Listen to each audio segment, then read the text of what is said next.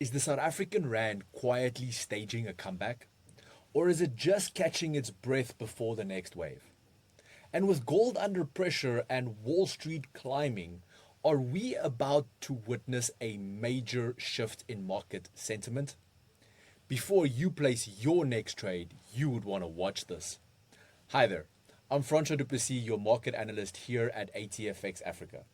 In today's market brief, we'll unpack the forces behind the Rand's recent strength, break down why gold is struggling despite global uncertainty, and check in on the S&P 500 as it hits new record highs. Let's get into the details that matter. Despite a softer open today, the Rand has quietly strengthened 4.5% year on year and 1.2% over the past month.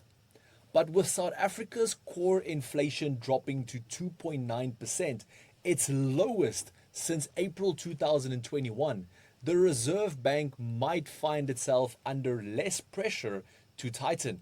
Meanwhile, traders are watching the G20 summit in Durban very closely.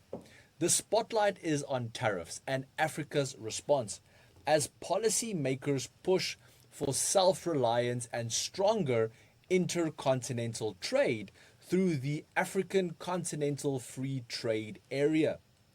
Globally, Donald Trump's sweeping tariff policies has cast a shadow, unsettling emerging markets, including, South Africa, and to that a firming US dollar, up 0.3% on the day. And the pressure on the Rand is understandable. USD ZAR is currently trading around 17 Rand 50 to the dollar, up slightly on the day, but still well under the April highs of 19 Rand and 93 cents. The pair is in a broader downtrend, and a sustained break below 1748 could open the doors towards 1730, which is the primary support zone at this stage. On the flip side, any hawkish comments from the G20 or stronger dollar momentum might see the pair go back to test 18 Rand to the dollar. So keep an eye on this pivotal zone. With core inflation at its lowest in years, do you think the South African Reserve Bank will, stay on the sidelines? Or will the Rand keep surprising us? I'm looking forward to hearing from you. Why is fast trade execution a must? Because you're more likely to get the entry price you want and the exit price you want. Reliable, rapid, responsive. Join ATFX today and let's get you started. Gold prices have dipped below $3,380 an ounce, pressured by optimism around the US trade deals with Japan and the EU. As tension eases, safe haven demand wanes. But it's not all bearish.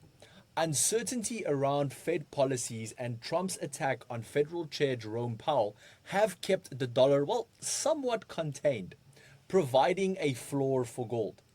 Also supporting the metal is broader political uncertainty. Trade deals might be progressing, but tariff threats on countries like South Korea and India still linger. Plus, markets are already looking towards the July 30th Fed meeting, where no change is expected as we stand right now. But dovish voices are growing louder. Technically, gold is in a rising channel, dating back to early July. Prices are consolidating just above the $3,370 an ounce, which is the smaller support zone. A breakdown here could expose 3,355 or even 3,310. But as long as this trend holds, a move back above 3,400 isn't off the table. Resistance currently sits at 3,393 and then 3,430, with a breakout potentially leading to a retest of that 3,500 all-time high from April. Gold's been sliding as trade optimism rises. Do you see this as a dip worth buying, or is gold losing its shine for now?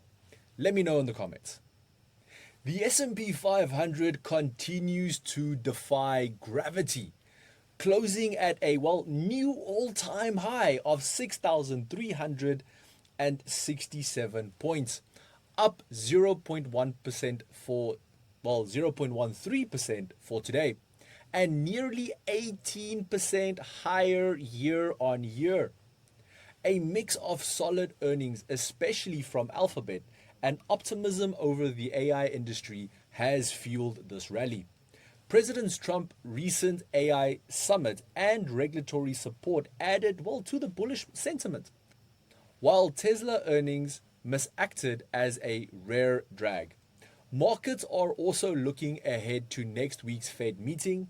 Rates are expected to remain on hold for now, but traders are positioning for potential cuts in the coming months. The index remains in a clear breakout mode, riding strong momentum. Immediate support lies at that 6,320 level, while short-term resistance is less defined given the fresh highs. However, the next resistance using pivot points is sitting at 6,385.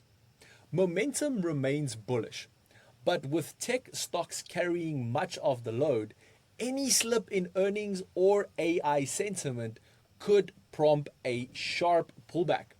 For now, however, the trend is your friend, but don't ignore signs of exhaustion. So the S&P 500 just hit another all-time high. Are we looking at unstoppable momentum, or is Wall Street flying way too close to the sun? What's your thoughts on this? So tomorrow we turn our attention to the most volatile pair on the board currently, EURUSD. And this will be primarily as the ECB prepares for its latest policy announcement. Will the euro hold its ground, or are traders bracing for a dovish surprise? Let's wait and see. And with that, that wraps up your daily market brief brought to you by ATFX Africa, the broker that gives you an edge in today's markets. Head over to atfx.com and experience the difference for yourself. Traders, until next time, stay sharp, stay focused, and trade smart.